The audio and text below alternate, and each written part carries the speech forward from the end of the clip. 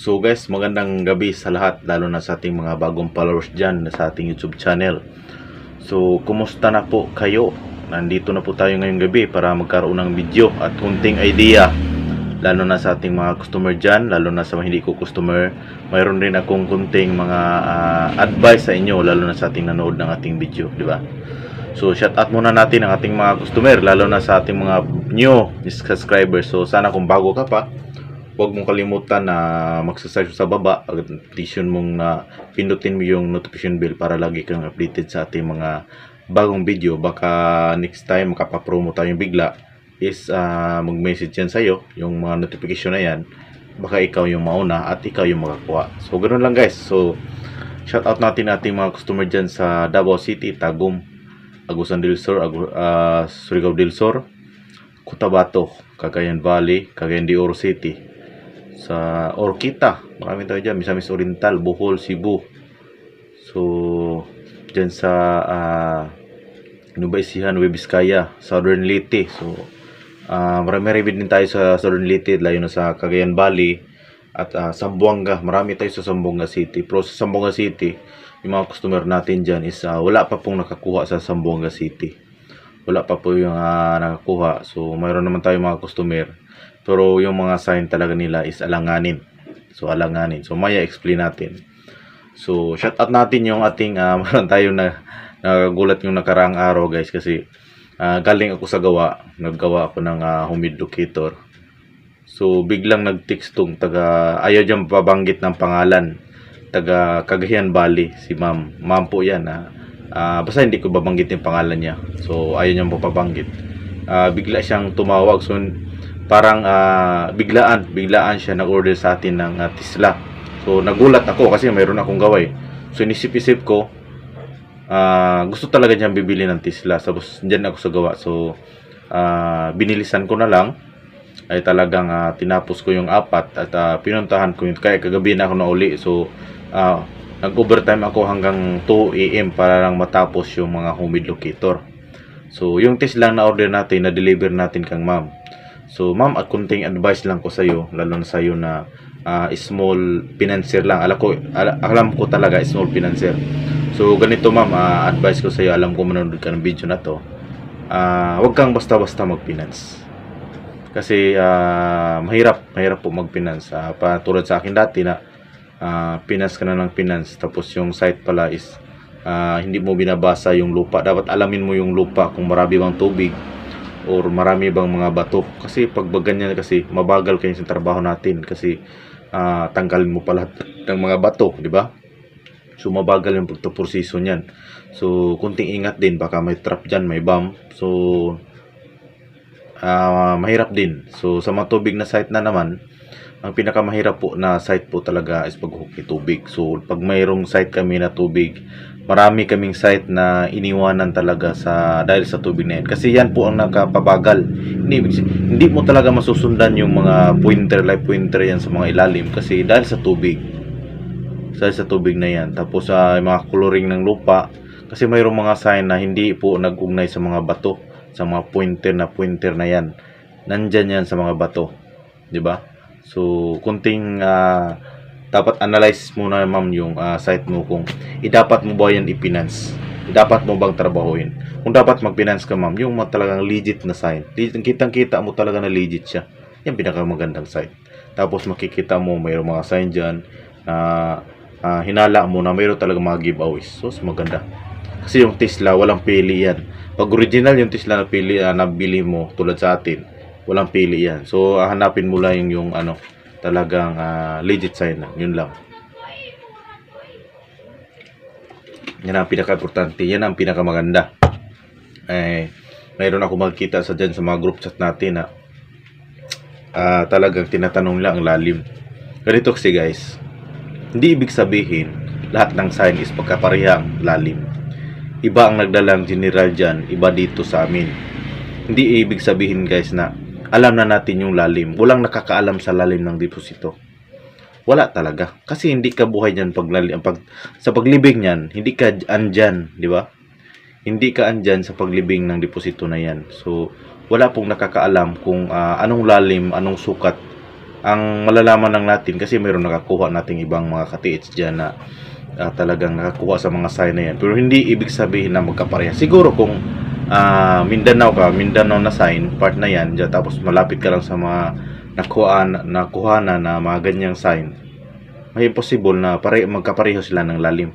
Pero halimbawa dito sa Mindanao, tapos i-compare mo dyan sa Luzon, hindi na yan magkapareha kasi iba rin ang nagbaon dyan. So hindi talaga magkapareha lahat. Diba? So tandaan nyo, wala pong nakakaalam ang sukat ng lalim kung anong lalim nakabaon. Hindi natin ibig sabihin na bigyan natin ng magkapareha. Halimbawa, yung heart na kuhanan is 3 meters. Ibig sabihin dyan sa site mo is 3 meters. Hindi talaga magkapareha. Mayroon nakakuha ng heart na on the spot, sa harap lang. Mayroon din nakakuha ng heart din na 3 meters on distance. Ang lalim nung yung isa 3 meters, mayroon ding lalim na 15 feet. O di ba? Hindi talaga magkapareha sila lahat. So shout out sa ating mga customer ngayong gabi. Alam ko nanonood sila. Si Sir Armando. So Sir Armando, taga ano yan? Taga Iligan ba yan? Iligan City. So Armando, shout out sa iyo. Shout out natin si Sir Fernando, taga Zamboanga City. So Sir Fernando, Zamboanga City. So makikita nyo talaga. So mayroon tayong mahabol na isang bago. Yan, nagchat-chat na naman. Marami nagchat-chat guys, hindi po ito. Nagchat-chat, 6 na nagchat.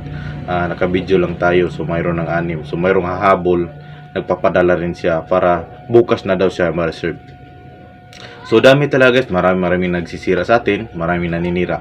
Alam ko yung mga naninira na dyan. Dalawa lang na sila. Dalawa lang yung naninira. Yung isa na yan, gumagawa. Yung isa na yan, failure. Yung tinatawag na daming site, wala naman. So, yung hindi naniwala ng mga gamit na yan, yun ang naging problema sa inyo. Kasi, magkukay kayo. Kung hindi mo kayang panoorin video na to, is pwede ka naman mag-back out. Itigil mo na yung pagtitisyon mo.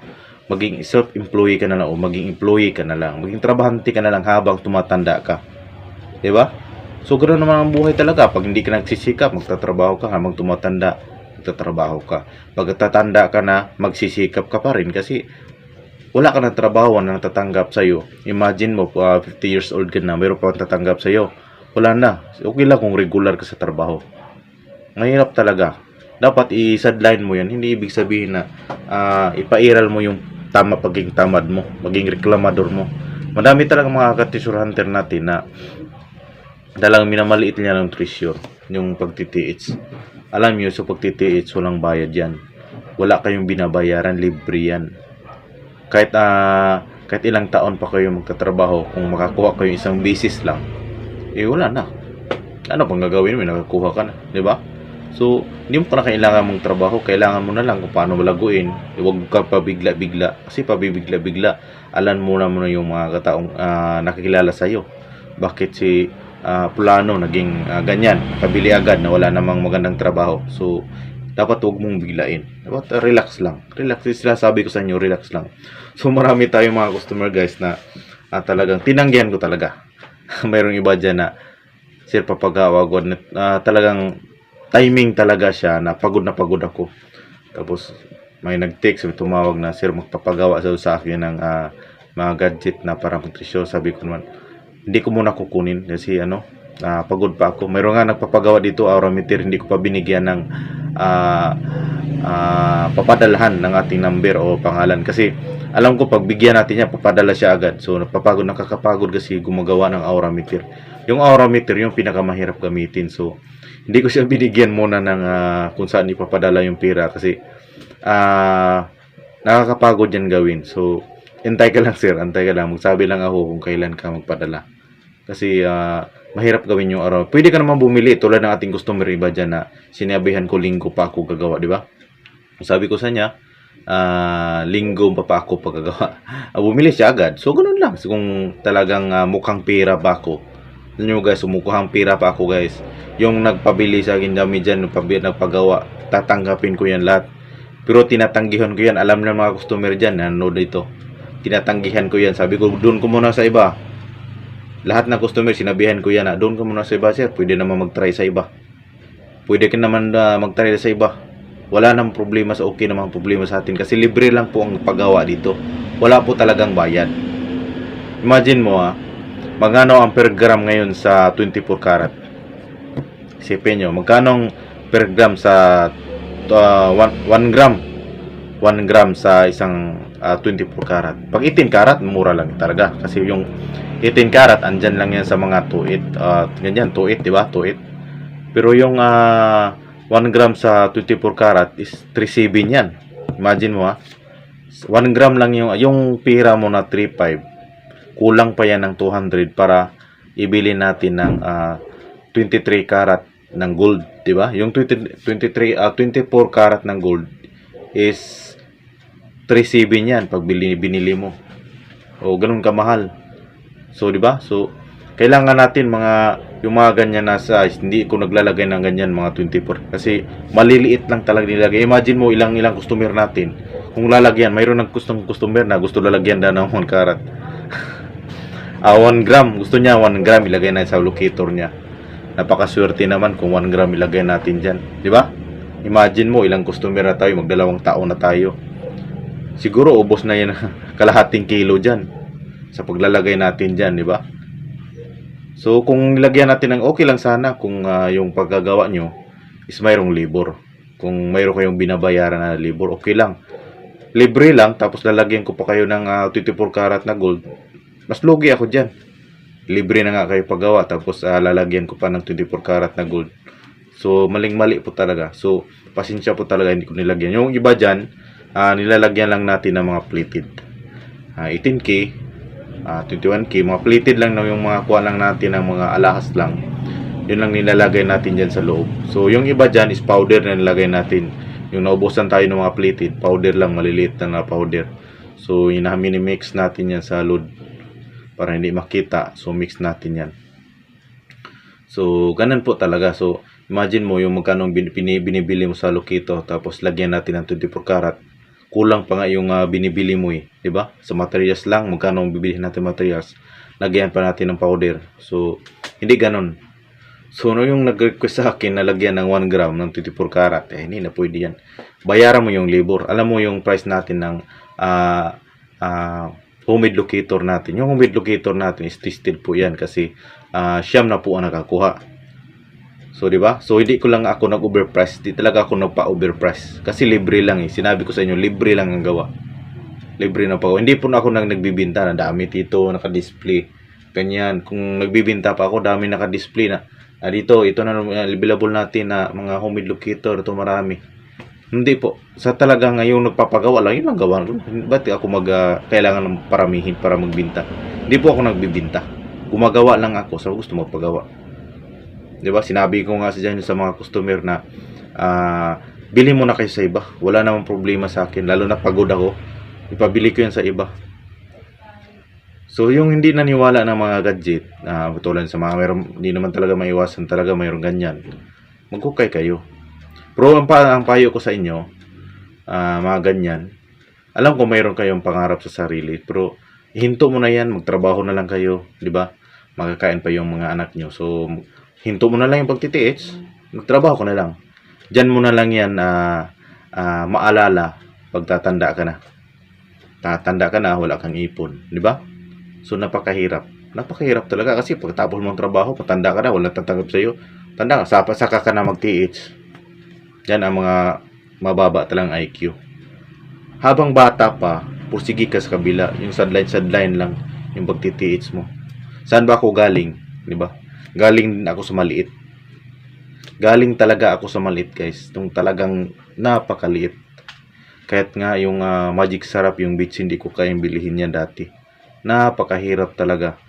Yun ang buhay ko dati.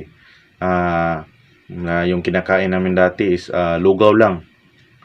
Yung naranasan namin na lugaw lang sa 3 araw. Napakahirap talaga. Pero tiniis ko yan. Nagpunta ako sa site kahit walang kain. Iiyak ako, uupo dyan sa sign na yan. Lagi ko nulit. Pero hindi ka ganun kabilis na talagang bibigyan ka ng grasya. Diba? Sa Bisaya, grasya.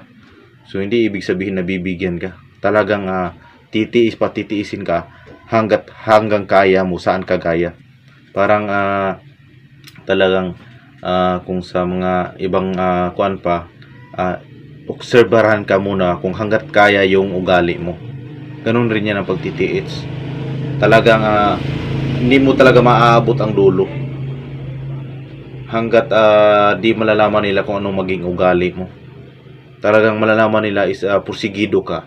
Diyan mo na maabot yung mga ugali. Yung iba parang minamaliit lang yung pagtitiis eh. Kuha agad eh. Yung inisip, kuha agad. Imagine nyo, mayroon nga mga proton niya iba dyan, di ba? Mahirap nga kunin, di ba? Paano maging hirap kunin? Ito, sir, paano nasabi mo mahirap kunin? Ang napakahirap kasi, ganito. Wala, hindi po, basta-basta na mababaw lang yung, swerte ka kung mababaw lang yung mahukay mo. Karamihan talaga malalim. Wala po nakalibing dyan ng mababaw. Swerte mo talaga kung mababaw lang yung nakuha niya. Napakaswerte mo, di ba? 2 meters, 3 meters, napakaswerte mo. Pero nakakuha 62 feet, di ba? 62 feet. Imagine mo, 62 feet. Ikaw pa, 2 meters na hukay mo, nagre-reklamo ka na. Sinisisi mo pa yung mga gadget na nabili mo kung saan-saan. Dinamay mo pa. Siguro kung nakapagsalita niyang deposito, sinabihan ka na, tamad mo talaga, 2 meters ka pa lang, dami mo nang sinasabi, di ba? Ako nga dati, nagbutas ako, 7 meters, mag-isa lang ako. Di ako nagre-reklamo. Bakit? Alam ko talaga, darating yung araw na para sa akin. Ganun talaga dapat. Hindi yung puro kayo nagre-reklamo, di ba? So, sa lahat ng mayroong gadget dyan, ito masasabi ko sa inyo. Tiisin nyo, wag yung mamaliit yung pagtitiis na madali lang kunin. Mayroong ibang customer dyan na, pag nakakuha ako, sir, mag-ala kung bahala. Okay naman yan. Pero wag mo talagang isipin na madaling kunin. Okay lang kung makajackpot ka o on the spot. On the spot talaga yung sign talaga. Yung marami nga akong nakita dyan sa sa group chat, nagtataluhan sila sa sinabi letter G daw, yung letter G. Alam nyo, ako mayroon akong karanasan sa letter G. Kasi mayroon kaming site na mayroong laman. Yung laman talaga is 3B kalaki na 94 pieces na ba gold, white gold po nakalagay. Ang ibig sabihin ng G, bilong yan ng tubig. At tama naman siya yung mga busa. Pero hindi lahat talaga kasi mayroon G na yung sapa na hindi nag-letter G. Hindi ibig sabihin yung letter G, yung the spot ka under. Ibig sabihin ng letter G, under. Pero hindi sa kanya. Sa ibang bato. Yan ang ibig sabihin ng letter G. Kung sa malapit ka sa tubig, mas okay yan. Under mo sa tubig. Under ka. Pero kung dyan sa walang sapa na yan, pero ang ibig sabihin talaga ng pinakapuntos talaga dyan is under. Underneath. Pero hindi sa kanya talaga. Hanapin mo yung bato. Kasi ganito yan eh. Diba? Naglalagay sila ng sign dito. Hindi ibig sabihin nandyan. Kasi hindi on the spot ang nakasign dyan. Kung sinabi yung kwadrado at sa mga butas no, yan ang on the spot. Diyan talaga kang maghukay sa under ng baba ng bato na yan. Pero letter G lang yan. Hindi ibig sabihin under. Under siya, pero hindi dyan ibig sabihin sa ibang bato. Kaya mayroong mga coordinate sign dyan na magiging arrow, maging forma yung bato. Kasi tinuturo niya yung kabilang bato. Yan ang ibig sabihin yan. Nagtataluhan sila. Minsan natatawa ako eh. Kasi tinatalawan yung letter G. Kasi mayroon akong karanasan sa letter G. Yung sapa talaga. Yung, hindi naman siya nag-letter G. Pero talagang ganoon lang. Pero parang lang, pang ganyan lang. Kunti. Tapos, under talaga siya. Pero hindi dito sa baba na bato na kasi mahaba yung bato. Doon sa dulo. Sabi na bagsak ka ng tubig. Yung falls na maliit. Tanggal, parang ganito lang kahaba yung falls. Maliit lang. Tapos doon din nakatakip yung bilog na bato. Pag tinanggal mo doon natatambad sa yung mga maliit na barita, white gold. Yun ang ibig sabihin ng letter G. Pag nasa tubig, mas maganda kasi dyan lang talaga ipaikot lang. Hindi ibig sabihin, dyan lang mismo talaga kasi hindi yan nakalagay yung daspat eh, yung bilog, tapos nilagyan ng sa gitna ng bilog. Di ba? Halimbawa ganito, dito, mayroon din dito, yan ang daspat. Pero dapat logic ka rin kasi mayroon ding mga ganito na bilog na sa tabi pala niya. Kung ba, mayroon ditong bilog sa bato. Tapos mayroon sa mula nitong bato na to 3 meters is mayroong malaking bato. Walang sign. So ibig sabihin, wala dito sa bato na to kasi may katabi siyang malaking bato. Doon sa malaking bato ka maghukay. Hindi dito sa bato na may lagyan ng sign. Di ba? So ganoon rin yan. So tulad lang yan ng lupa. Ito lupa to. Yung kabila is iba yung may-ari. Tapos yung kabila, yun ang sayo. So, ibig sabihin, dito ka maghukay. Hindi dito sa, hindi na sayo. Kasi, gitna yan eh. Parang nagitnaan na yan. So, ibig sabihin, dyan ka sa kabila ka na maghukay. Dyan ka maghanap. Kabilang side. Hanapin mo yung laking bato sa tabi niya. So, ganoon rin yan. So, minsan natatawa ako sa mga letter G na yan. Di ba? So, chat out lang natin yung nanonood ng ating video ngayon na lagi nakasubaybay lang na sa itong mga baguhan, di ba? So, wag kayong talagang susuko. Ang pagtitiis talaga, hindi ko akalain nakaabot ako ng ganito. Ganito lang ako ganito lang kalagayan ko dati. Sobrang liit na hindi ko alam na umaabot ako dito. Di ba? Imagine nyo, hindi ko alam. Ilang buwan ako umakyat. Hindi ko talaga inisip ko dati bako pa ko. Pag makakuha ako, bibili ako ng bahay. Pero hindi ako nag-isip dyan sa site. Huwag ka mag-isip ng ganyan sa site. Sa bahay pa ako nag-isip. Minsan sa paggabi, naginip na ako ng ganyan. So, hindi pala ganoon kadali. Pagtiisan mo yan kasi darating talaga ang para sa'yo. Hindi yung puro karaliklamo. Wala talagang mapapala sa'yo. Ang unang sinasabi sa akin ng isang treasure hunter na nagtuturo sa akin dating kasamahan ko, itiis mo na sa taas. Kasi yung ugali mo, pangit yung ugali. Kasi basta guliro ako dati. Basta guliro talaga ako dati. Yung mga simbahan, binabato ko yan. Basta guliro talaga ako. Pero talagang sabi ng kasamahan ko is, itiis mo na sa taas bago yung itiis mo yung paghanap ng treasure hunter. Baguhin mo talaga yung ugali mo. Pumunta ako sa site, walang kain, minsan iiyak ako doon. Kasi lugaw lang eh. Lugaw. Minsan yung saging, inamos, tapos mayroon kang anak. Mas unahin mo pa yung laman ng lugaw, papakain mo sa anak mo kaysa sa'yo. Yung sabaw, yun na lang sa akin. Di ba? So napakahirap talaga. So, humid lang nakatapat sa akin. So, maraming tulong yan mga humid na locator na yan. So, pagdating ng humid locator, bumili ako ng axe locator. Mayroon akong axe locator dati. So, hindi ko alam pala na mga axe locator na yan is hindi pala yan nakaditik ng mga bibilong na hindi tans. So, kayang ditikin yan, tans talaga. Ng mga malakihan. Kasi mabigat yan eh. Ang mga electronic tulad ng mga axe locator ng mabibigat, okay lang yung mamagaan.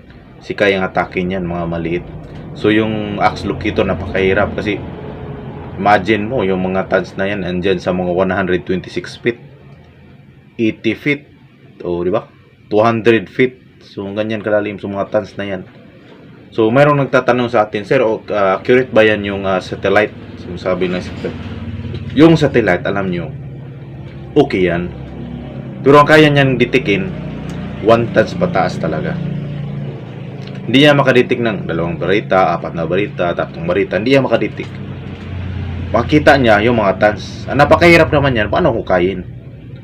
Pinakamahirap. Wala na pong okay lang kung nakatans na kalibing lang dyan sa kuweba.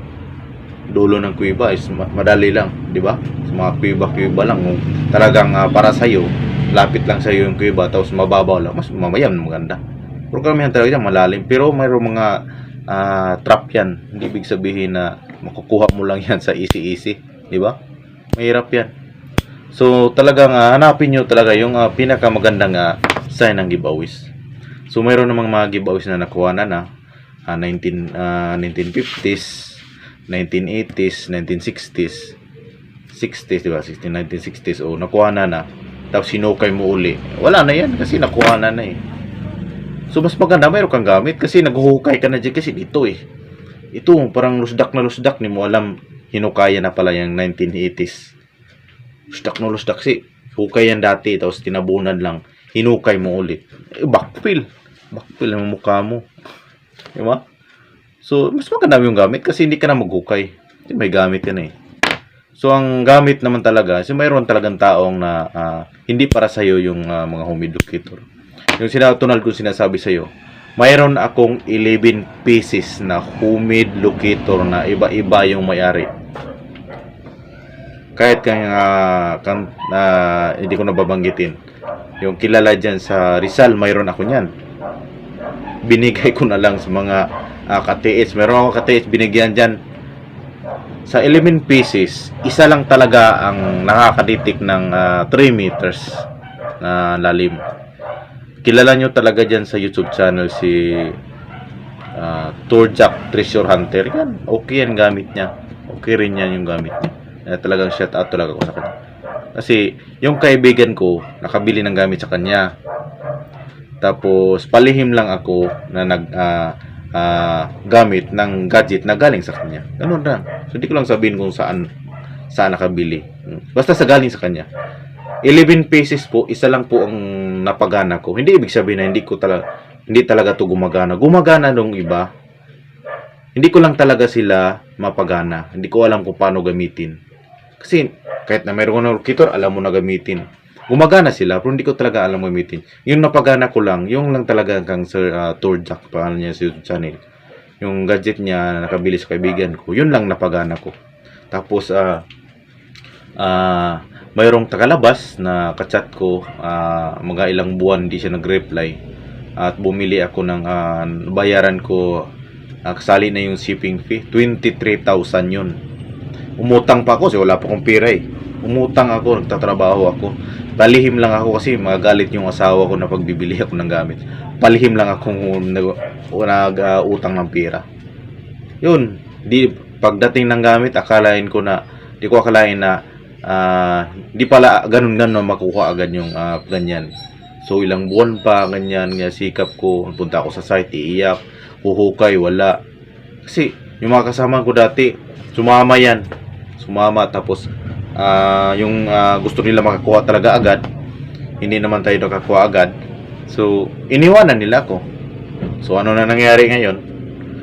Sila na naman ang lumalapit sa akin, di ba? Araw-araw tawag, share, puntahan mo ko, share mukha mo, di ba? So iniwanan, bumalik. So yung gamit natin is tested na po yan. So marami na po tayong natulungan. Yung ibang hindi naniniwala, hindi ko kayo matulungan. Hinto mo na lang, cut mo na lang itong video, magtrabaho ka na lang. At pagdating sa pagtanda mo, maalala mo yung sinasabi ko, wala natatanggap sa'yo. Huli na yung lahat na magtitiits ka na. Kasi matanda ka na eh. Diyan mo malalaman, sana kung nagtiits ko ako ngayon. Dati, ngayon, siguro nakakuha na ako. Dami ko kasing reklamo. Nakahukay lang ko ilang dangkal, reklamo na ako. Yan talaga mapapala sa inyo. Kayo nagre-reklamo, huwag ka na yung pag-asa pagtiits kasi hindi mo yung mabago yung ugali nyo. Magtitiits pa kaya kayo, di ba? So kung gusto kang maging isang treasure hunter, kung gusto ko makahits balang araw, baguhin mo na yung ugali mo. Sa akin, binago yan eh. Basta guliro ako eh. Kaya binagbago ako. Kaya gusto ko lang i-share sa inyo. Huwag kayo puro reklamo. Yan ang naranasan ko dati, pero binago ko yan. Pag nakahukay ako, hindi ko yan isipin na yung pagod ko. Naisip ko yan kung talagang yung hukay ko is binigyan ko talaga ng mga idea yan na ganyan. Hanggat nahukay rin ako ibang site at naalala ko yung mga ibang nakakuha, nagtanong-tanong ako paano. So yan, mga kunting idea. Di ba? So hindi ibig sabihin na mayroon kang gamit, makuha mo agad. 2 meters lang sir, napakaswerte mo pag ganyan, di ba? Lalo na ngayon, ilang henerasyon na tayo. Pang-apat na. Yung mga mababaw, binalikan na yan. Kinuha na. Yung naiwan na lang, yung mga malalim na lang. Nakahukay ka lang ng 2 meters, dami mo ng reklamo. Kung nakapagsalita pa yung deposito, dito ako sa 65 feet. Ngayon dyan ka lang sa 2 meters. O, di ba? Kasi 2 meters, nagre-reklamo ka na eh. So, yun lang guys. Maraming salamat sa nanonood nating video. God bless po sa inyo. Sana huwag kalimutan talaga magdasal sa bago maghukay, magpaalam at hanapin nyo talaga yung legit sign. Legit sign ang hanapin nyo. Kasi nyo lagi nyong hinala. lagi kayo napupunta sa pagod kasi puro hinala yung mga site. Imagine mo, may binigay sa akin na bato, sping liit. Ganito lang siguro kalaki. Imagine mo, 80 years. Ganito pa yan kalaki. Siguro 80 years yan, ganito kalaki yan eh. Dapat 80 years, sobrang laki na yan. 80 years na, mula nung gira, tapos ganito lang kalaki. So, baka dinidikoy lang kayo niyan o gawa lang yan sa mga treasure hunter dyan. Maghanap kayo yung malaking bato, yung kasing laki ng tao. Yung magandang guhit talaga, ng guhit tao, para yung hukay nyo, yung pagod nyo, isa lang. So, yun lang guys, maraming salamat at God bless po sa inyo.